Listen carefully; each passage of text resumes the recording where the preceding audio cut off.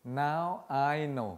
Sekarang saya tahu. Sebuah seri yang sedang kita bangun bersama-sama di dalam gereja AFGF seluruh Jabodetabek bahkan seluruh dunia.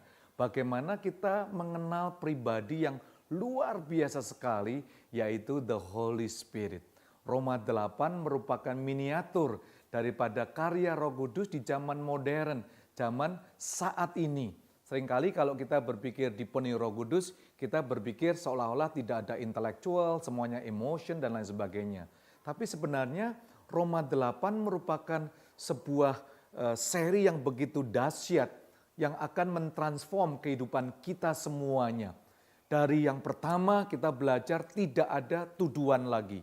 The Holy Spirit, the first thing yang dia mengerjakan setelah Anda mengalami keselamatan daripada Yesus Kristus, karena tidak ada seorang pun yang bisa mengaku Yesus adalah Tuhan dan Juru Selamat tanpa karya Roh Kudus di dalam setiap kehidupan kita. Dan tidak ada tuduhan. Lalu dia memberikan kemenangan demi kemenangan. Roma 8 ayat 1, 2, 3, 4. Lalu dia memberikan neuron, pikiran yang baru. The mind of Christ yang begitu dahsyatnya. Dan Anda dibawa saat ini kepada kehidupan Roh Kudus di dalam zona ilahi. Bagaimana God Zone ini membuat kita bisa hidup penuh dengan tantangan, tapi juga penuh dengan kemenangan. God Zone membawa kita keluar daripada zona nyaman kita. Karena dalam zona ilahi ini kita berjalan bersama-sama dengan pribadi Roh Kudus. Zona ilahi merupakan persiapan diri kita untuk berikutnya nanti dia akan memberikan otoritas dan mengangkat kita menjadi anak-anak the sons of God sehingga kita bisa hidup tanpa batas dan setiap doa kita tidak ada hambatan sehingga tidak bisa lagi dipisahkan. What the beautiful series, sebuah seri yang begitu indah. Saya rindu untuk seluruh jemaat AFGF dimanapun Anda berada tidak miss ini. Anda bisa membaca buku Operation 8 tapi lebih daripada itu mari kita pelajari selami Roma pasal 8 selama beberapa minggu ini. Dan saya percaya saat Anda membaca Roma pasal 8 dan mengundang Roh Kudus untuk masuk dalam kehidupan kita, membaptis, memenuhi kehidupan kita, saya jamin Anda bisa mengatakan, now I know, sekarang saya tahu, segala sesuatu yang terjadi dalam hidup saya hanya untuk satu hal, kebaikan. Bukan kebaikan standar manusia, tapi kebaikan daripada standar daripada Bapa Surgawi. Whatever heaven gave is always perfect, sempurna, tidak ada defeknya. So, mari kita buka hati kita bersama-sama, kita belajar kebenaran firman Tuhan di dalam seri pada saat ini, Zona Ilahi. Now I know, sebuah statement yang sangat blind, sangat dahsyat sekali di dalam setiap kehidupan kita. Karena banyak orang yang seringkali tidak mengerti, walaupun dikasih banyak hal still nggak ngerti. Tapi statement ini statement orang yang penuh dengan confident. Sekarang gua tahu. What do you know? Apa sih yang Anda ketahui di dalam hidup ini? After 25 years, setelah 25 tahun mengembalakan, do I know something? Setelah saya menikah 27 tahun lebih, do I know something? Setelah saya bekerja di perusahaan berapa tahun Anda masing-masing, apakah Anda tahu? After you read your Bible, semuanya, apakah kita tahu? Sebuah statement yang luar biasa, yang Paul memberikan inspirasi kepada kita. Look, at the end of the day, pada akhir daripada hidup ini, atau bottom line, lu ngerti atau enggak? Lu ngerti enggak? Banyak orang-orang Kristen tidak mengalami berkat daripada Allah oleh karena dia tidak tahu. Anda ke gereja tidak membuat Anda mengalami lebih baik daripada orang lain. Anda memberikan persembahan tidak membuat hidup Anda lebih kaya daripada orang lain. The level of your knowledge, tingkat ketinggian pengetahuan Anda akan menentukan tingkat kemenangan Anda, akan menentukan tingkat berkat-berkat Anda, akan menentukan tingkat-tingkat kehidupan saudara dan saya. Now I know, you shall know the truth. Engkau akan mengenal kebenaran dan kebenaran akan set you free. You shall know the truth, and the truth shall set you free. Sebagai murid-murid Yesus Kristus, you better know a lot of things. Bukan mengenal gosip, bukan telinganya licin dengan berita-berita gosip, berita-berita yang tidak benar, tapi lebih daripada itu, make sure now you know the word of God. Anda tahu firman Tuhan ini. Kenapa ini dituliskan buat saudara? Kenapa hidup Anda saat ini dan saya ada dalam satu stage di dalam kehidupan pada saat ini? Now I know. What do you know about your life? Anda tahu apa tentang hidup Anda? Anda tahu apa tentang karya Tuhan di dalam kehidupan Anda? Anda tahu apa yang Roh Kudus ingin lakukan di dalam kehidupan Anda dan saya? Guys, you better find out. Anda harus cari tahu secara pribadi. Karena ke surga tidak bisa boncengan. Karena Anda tidak bisa hanya ke gereja for the sake of attending the church. Tapi Roma mengatakan pasal yang ke-8 ayat 28 dikatakan sesuatu yang luar biasa. Kita tahu sekarang, semua katakan kita tahu sekarang, bahwa Allah turut bekerja dalam segala sesuatu untuk mendatangkan kebaikan bagi mereka yang mengasihi Dia, yaitu bagi mereka yang terpanggil sesuai dengan rencana Allah.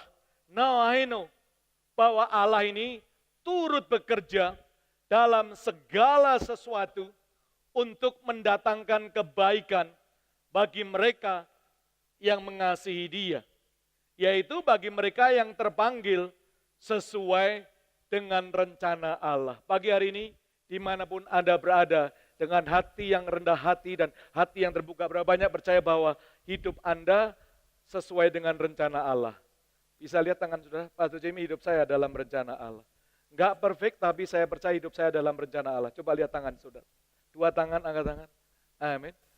So Anda ditulis Roma 8 ayat 28 ini untuk Anda semuanya.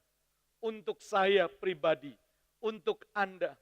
Paul mengatakan setelah dia mendiskusikan sekian banyaknya 7 pasal, karena pasal 1 dan 2 menceritakan tentang kondisi dunia ini.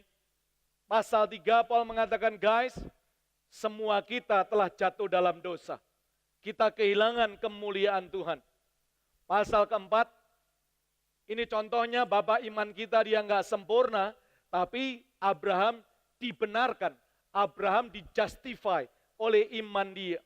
Pasal 5 dikatakan, oleh karena satu manusia Adam dosa masuk, tapi Adam kedua Yesus Kristus mengalahkan semua dosa itu. He paid it all. Adam kedua Yesus Kristus. Pasal yang ke-6, engkau yang dibaptis di dalam kematian daripada Yesus Kristus, engkau dibangkitkan bersama dengan kebangkitan daripada Yesus Kristus. Pasal yang ke-7, Paul menceritakan kehidupannya. Guys, gua masih struggling. Saya mau melakukan yang baik, tapi yang buruk aku lakukan. Aku mau melakukan sesuatu, tapi dagingku ini begitu besar sekali. Pergumulan demi pergumulan.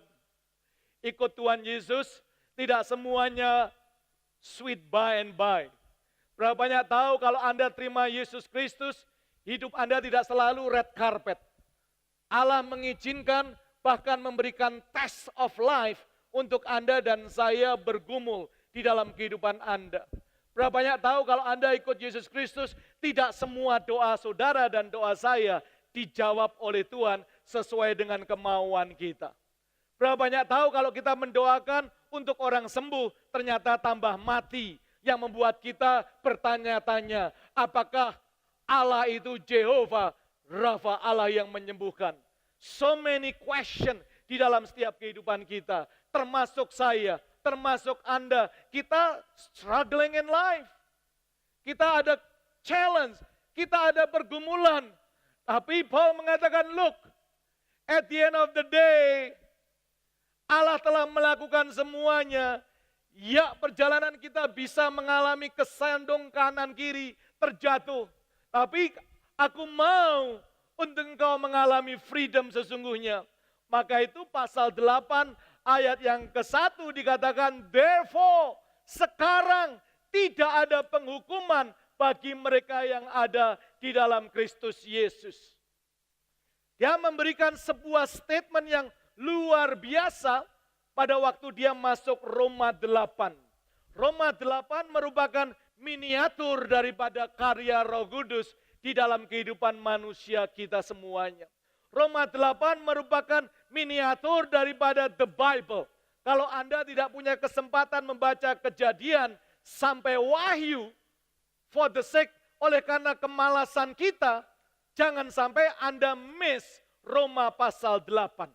Karena Roma pasal 8 memberikan stages yang sangat dahsyat, sederhana, praktikal, yang Anda dan saya harus master di dalamnya. Anda harus jago, Anda harus mengerti, supaya perjalanan Anda nanti menghadapi apapun juga, Anda bisa katakan, now I know. Sekarang saya tahu. A lot of things, bukan berarti kalau Anda PhD, Anda akan lebih tahu. That's not what I'm saying. Itu bukan pengetahuan yang saya bicarakan. Kalau dia banyak duitnya bukan berarti dia serba tahu. That's what not my Bible say. Tapi dikatakan orang-orang yang tahu akan kebenaran firman Tuhan, orang itu tidak hidup di dalam tuduhan. No condemnation. Nah, Paul mengatakan nanti dalam perjalanannya, dia mengatakan bahwa Allah, itu perhatikan baik-baik, yuk kita baca bersama-sama 1, 2, 3. Allah mengambil semua kejadian dalam hidup kita, mengaturnya sedemikian rupa untuk mendatangkan kebaikan tertinggi bagi hidup saya. That's yang dikatakan dalam Roma 8 ayat 28. Jadi Anda sebelum nonton bioskop nanti 2017, 2019, 2020, semuanya akan kita lewati. Tapi bottom line, at the end, akhir daripada movie kehidupan saudara, Paul mengatakan Allah itu mengambil semua kejadian dalam hidup saudara dan saya, dan dia mengaturnya sedemikian rupa untuk mendatangkan kebaikan tertinggi bagi kita. Maka itu dalam buku yang saya tulis bersama dengan tim, I hope semua bisa mendapatkannya, read it together 2 bulan ini. Kata-kata segala sesuatu, Allah turut bekerja dalam segala sesuatu.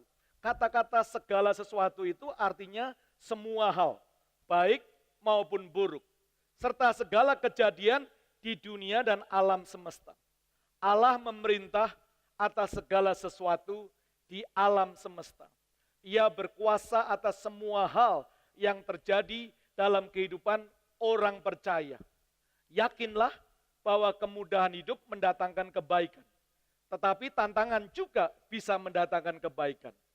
Doa yang dijawab mendatangkan kebaikan. Tetapi doa yang tak dijawab juga mendatangkan kebaikan. Kemakmuran mendatangkan kebaikan. Tetapi kegagalan juga dapat mendatangkan kebaikan. Teman mendatangkan kebaikan. Tetapi tipu daya musuh juga dapat mendatangkan kebaikan. Hal ini dapat terjadi bila Allah yang bekerja mengatur semuanya. Kalau Anda tahu Allah mengatur semuanya, Dia hanya membuat sesuatu terjadi untuk perkara yang tertinggi bagi kehidupan Anda.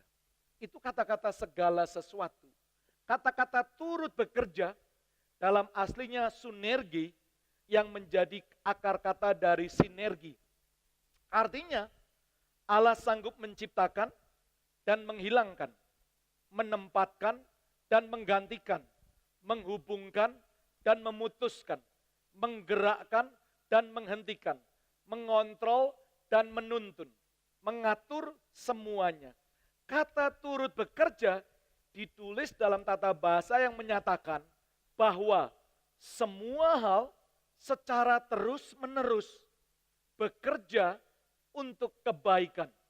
Allah mengontrol kehidupan orang percaya setiap hari, setiap menit demi menit, detik demi detik, untuk mendatangkan kebaikan bagi mereka. Jadi ini kekuatan yang sangat dahsyat. Waktu Anda katakan, now I know. Jangan keburu menyerah dalam hidup ini. Don't give up too soon. Kata-kata kebaikan, atau dalam bahasa aslinya agaton, maksudnya kebaikan yang tertinggi, yang paling utama, yang maksimal. Jadi Allah mengambil semua kejadian dalam hidup kita, mengaturnya sedemikian rupa untuk mendatangkan kebaikan tertinggi bagi kita. Yang percaya katakan amin. Ayo beri tepuk tangan bagi Tuhan kita terlebih dahulu. Everything guys. Jadi Tuhan mau katakan, easy life. Bukan istilah. Maksudnya jangan khawatir. Dalam hidup ini nggak perlu khawatir. Apapun yang terjadi, just smile. Selalu Anda berjalan dipimpin oleh Tuhan. Karena langkah orang benar dipimpin oleh Tuhan. Di dalam setiap kehidupan saudara dan saya. Supaya kita bisa mengatakan, now I know. Now I know. The Holy Spirit adalah pribadi Allah yang luar biasa. Yesus dipenuhi oleh Roh Kudus. Itu nyata sekali. Anda dan saya perlu mengalami kepenuhan daripada Roh Kudus di dalam setiap kehidupan kita. Every step dalam kehidupan kita diteropong oleh Roh Kudus dalam kehidupan kita. Jadi Roh Kudus itu berkarya dalam seluruh kehidupan Anda. Yesus 30 tahun persiapan, 3 tahun setengah dia berkarya, and then dia diangkat Bapa di surga. Lalu dia mengutus pribadi yang ketiga, the Holy Spirit. Kapan terakhir kalinya Anda mengatakan, good morning Holy Spirit, let's go. Selamat pagi Roh Kudus. Yuk kita bekerja bersama-sama. Just like you said, good morning darling. Kalau istrimu, suami, good morning sayang. Apa kabar sayang? Berapa banyak terakhir kali ini kita aware bahwa Roh Kudus ini sebagai pribadi yang begitu luar biasa. Sejak karya keselamatan saudara dan saya sampai saat ini, dia bekerja secara dahsyat. Pertobatan saya, pertobatan Anda tidak mungkin terjadi tanpa tangan dan karya daripada Roh Kudus. Saya nggak bisa lupakan pada waktu di rumah saya pada hari 27 tahun sekian lamanya atau 35 tahun yang lalu. Seorang hamba Tuhan datang ke rumah saya mau mendoakan mami saya karena dokter memberikan hidup hanya 3 bulan. Tiba-tiba dokter itu melihat penglihatan yang luar biasa tentang semua yang saya lakukan di kamar saya. Pendeta itu bisa melihat di kamarmu ada 3 wajah. Saya terkejut karena waktu itu, waktu saya remaja, saya ke gereja sih. Saya jam 6 pagi ikut choir sih, ikut kur. Tapi saya mengalami kekosongan. Gereja tidak bisa memberikan apa yang saya sedang cari. Semuanya hanya religion. Sampai akhirnya saya belajar ilmu-ilmu kebatinan. White magic, black magic, just untuk memenuhi kebutuhan daripada apa yang saya cari. All I want is what blank. Apakah religion? I hope not blank. Apakah istri yang baik, suami yang baik? Yes, but still blank. Sampai Anda bisa mengatakan, what I need is Jesus Christ in everything in my life. Sampai hamba Tuhan itu menceritakan semuanya, segala dosa, segala ilmu-ilmu gaib saya. Hari itu dia katakan, Jimmy, ini ada di dalam hidupmu. Dia katakan, Om kok bisa? Dikatakan Roh Kudus, dia menunjukkan kepada Om semuanya. Lalu hampir 5 jam saya doa pelepasan, saya tergeletak. Dan hari itu saya nggak bisa lupakan, saya berumur 17. Saya tiba-tiba korabakara sikata tata bakarabo. Herebe kata tata. Dalam saya ada sebuah transformasi yang luar biasa. Changing inside of out. Yang saya takut kalau saya menyerahkan ilmu-ilmu saya. Saya dipenuhi dengan segala roh keagamawian. Sampai saya dipenuhi Roh Kudus berbahasa roh. Pendeta saya nggak percaya. Kepala sekolah saya nggak percaya, Jimmy masih muda, paling nanti dia akan kembali hidup yang lamanya. That's what the judgment daripada orang-orang beragamawi. They judge just the outside. Mereka menghakimi dari luar. Oh, saya masih rambutnya panjang, saya masih berantakan hidup saya. Tapi dalam saya ada something winning inside out. Yang saya merasakan sebuah freedom. Sebuah kebebasan yang tidak pernah saya alami pada waktu saya beribadah di gedung gereja. And that moment, life is full of struggling. Tapi the Holy Spirit tidak pernah meninggalkan hidup saya sejak pertobatan sampai sekarang di dalam setiap kehidupan saudara dan saya dan kepada kita pribadi demi pribadi. Yang percaya katakan amin. So listen, karya Roh Kudus itu begitu nyata. You cannot be saved sebelum Roh Kudus breathe, menghembuskan, sehingga Anda dibawa kepada keselamatan daripada Yesus Kristus. Pertobatan Anda, pelepasan Anda merupakan kehidupan karya daripada Roh Kudus. It's so real. Bahkan Roh Kudus juga bisa mengatur di dalam pernikahan saudara dan pernikahan kita semua. Yang percaya katakan amin. Amin saudara. Roh Kudus juga bisa mengatur kamu mau kawin sama siapa. Kalau kamu cari istri suami sendiri, cilaka kamu nanti. Ntar gak cocok, minta balik gak bisa. How can you return? Tapi kalau Tuhan yang menyatukan, baik gak baik, good luck lah guys. You work on it. Izinkan Roh Kudus bekerja dalam kehidupan kita. The Holy Spirit signature di dalam pernikahan saudara. Sampai kita punya anak, saya rasakan hidup saya is led by the Holy Spirit. Dokter udah ngomong tidak mungkin, it's impossible. Oh, saya sudah bawa ke dokter yang the best di Amerika untuk bayi tabung. Sudah bisa tapi keguguran. Sampai kita give up. Udah 2 dokter Jakarta bayi tabung gagal. Ke Amerika berhasil, gagal lagi. Full of condemnation. Sampai saya nggak bisa lupakan waktu Roh Kudus bekerja di dunia dikenal dengan Toronto Blessing. Saya ke Toronto sama istri saya, di jamaah Tuhan jatuh, saya merasakan semua organ saya diperbaiki oleh Roh Allah sendiri. Itu November 94 kalau saya nggak salah atau kapan saya lupa. Lalu Januari istri katakan, Hani, saya positif. Wow, tanpa dokter udah mengatakan, nggak mungkin kamu punya anak. I don't know, nggak ada kelirunya, saya nggak ada kelirunya, dia nggak ada kelirunya, cuman nggak bisa punya anak aja. Tapi begitu Januari positif, wah saya senengnya nggak karuan. Tapi 9 bulan penuh dengan tantangan. What if, karena my experience show me failure, gagal. Dokter hebat aja gagal kok.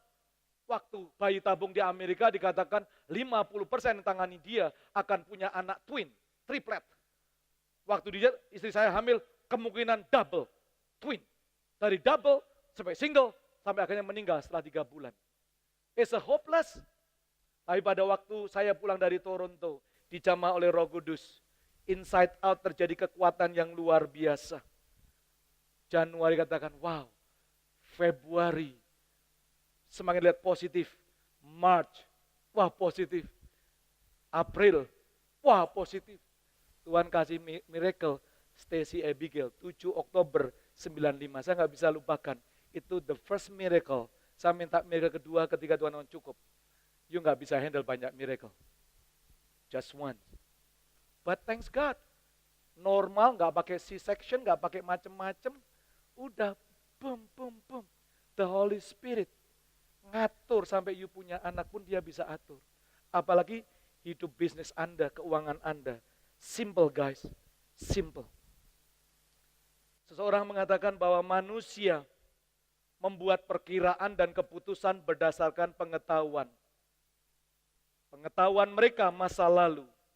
Tapi Roh Kudus memberikan Anda hikmat tentang apa yang Allah akan lakukan pada masa depan Anda. The Holy Spirit.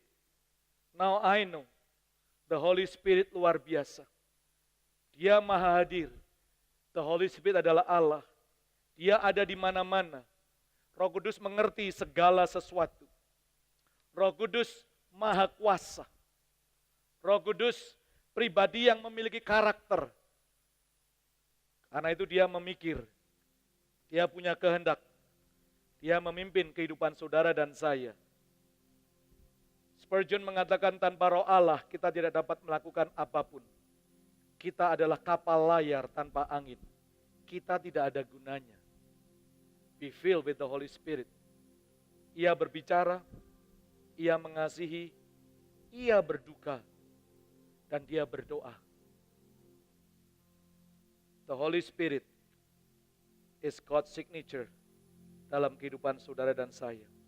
Dia memberikan kemampuannya, dia memberikan kuasa kepada saudara, dia memberikan sukacita, dia memberikan penghiburan, dia memberi pengetahuan akan kehendak Allah. The Holy Spirit akan membawa Anda happy ending in whatever. Sehingga Anda bisa katakan, now I know. Holy Spirit itu bukan it. Holy Spirit itu bukan Pantai Costa. But dia pribadi yang real. Walking day by day. Seperti seorang ibu yang melahirkan, you nggak ngelihat, tapi Anda bisa ngomong, good morning baby. Dia goyang, goyang. Kadang-kadang yang goyang Anda, tapi Anda merasa dia yang goyang. Lalu bertumbuh besar. 9 months, 9 bulan. The baby is with you. Nah, the Holy Spirit, prosesnya sama. Dia roh yang gentle, sweet. Ada kalanya di bisnis kita stuck. Saya cuma ngomong, hora bakara shikata. Now I know. Next slide. The Holy Spirit running with you. Run bukan membuat Anda jatuh, enggak. He gave you freedom. No condemnation. Yakin, saudara. Religion judge you. Sometimes rule gereja mengejudge kita. But listen.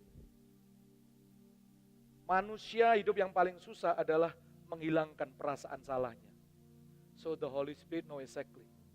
Maka itu Paul waktu ngomong itu dia katakan tidak ada tuduhan. No condemn. You know that word condemn? Kata condemn dituduh itu seperti di court. Lalu ada ditentukan, boom, tersangka, kamu dihukum.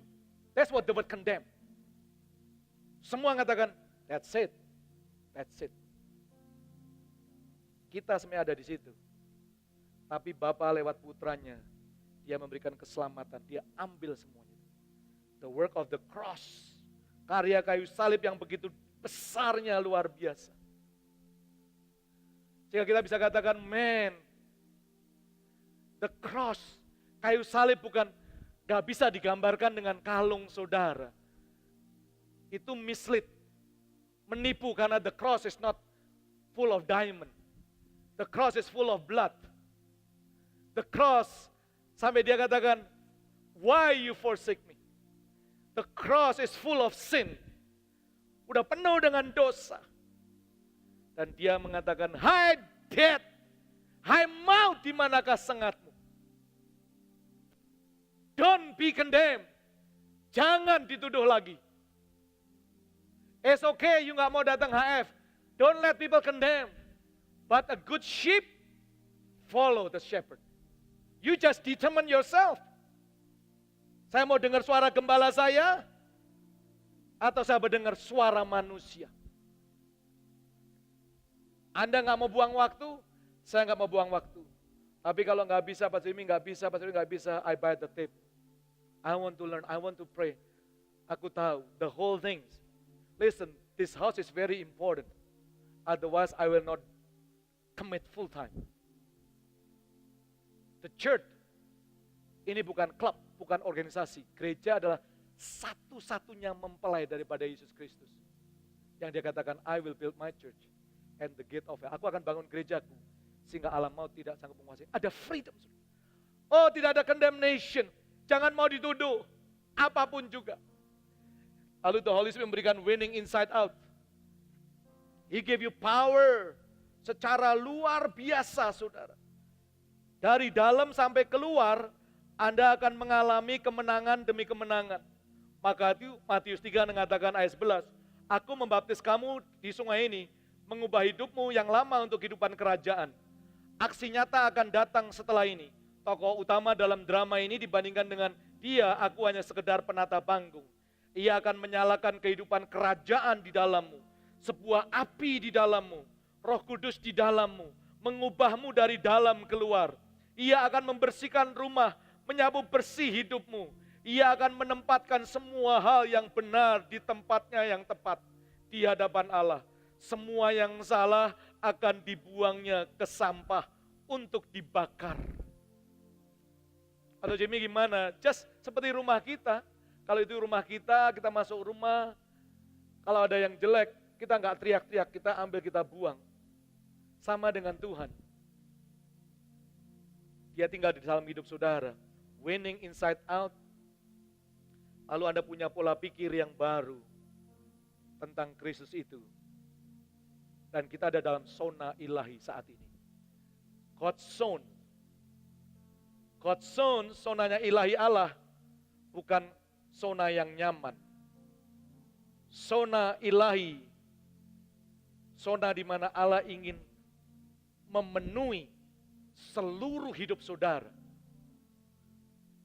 dengan seluruh kepenuhan daripada rohnya. Maka itu Korintus mengatakan, tidakkah kau tahu bahwa tubuhmu adalah bait Allah yang kudus.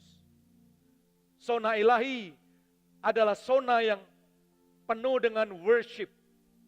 When you are in God's zone, you can lift up your hand, you worship, karena ini zonanya Allah. Heaven is full of worship. Dia menyembah, Anda belajar untuk menyembah setiap saat. Tadi dikatakan, alasanku hidup untuk menyembah Dia. The reason I live is to worship you. The zone Allah adalah the zone of miracle. Pada waktu Anda mengalami pergumulan, Anda keluar sedikit, Anda bawa zone-nya. You in the Wi-Fi zone, God's zone, you can connect dengan cepat. The Holy Spirit. Zone itu akan membawa Anda. Zona. Mungkin ada daerah-daerah Jakarta yang zona banjir, zona dan sebagainya. Tapi orang yang tinggal di situ punya pilihan, pindah atau enggak pindah. Most people enggak mau pindah, karena dia udah puluhan tahun di situ. It's okay. Artinya apa? Tuhan bisa bawa Anda pindah, kalau you enggak mau pindah pun. Tuhan enggak condemn Anda, Dia masuk. Seringkali saya lihat rumah banjir, bau, 1 bulan ke sana udah bersih lagi tuh, furniture habis, omnya tinggal happy tuh. Why? Rumah dia. Yang dia bangun pertama kalinya. In whatever zone yang Anda lakukan. Ini Anda dibawa dari freedom, kemenangan, you walk with Christ, lalu neuron, pola pikir yang baru, lalu Anda di zona ilahi. When you are in zona ilahi, Anda bisa katakan, now I know. Sekarang gua tahu. Sekarang gua tahu. Sekarang gua tahu. Nanti masih ada 4 hal lagi. Next month kita akan membahas bersama-sama. Pagi hari ini, izinkan Roh Kudus memenuhkan kehidupan kita. Allow the Holy Spirit to infill us setiap saat. Setiap saat. Izinkan, Anda belum penuhi Roh Kudus. Hari ini saya berdoa, kita akan ambil waktu, fill with the Holy Spirit. Dia roh yang tender. Dia lemah lembut. Dia meng-guide saudara dan saya.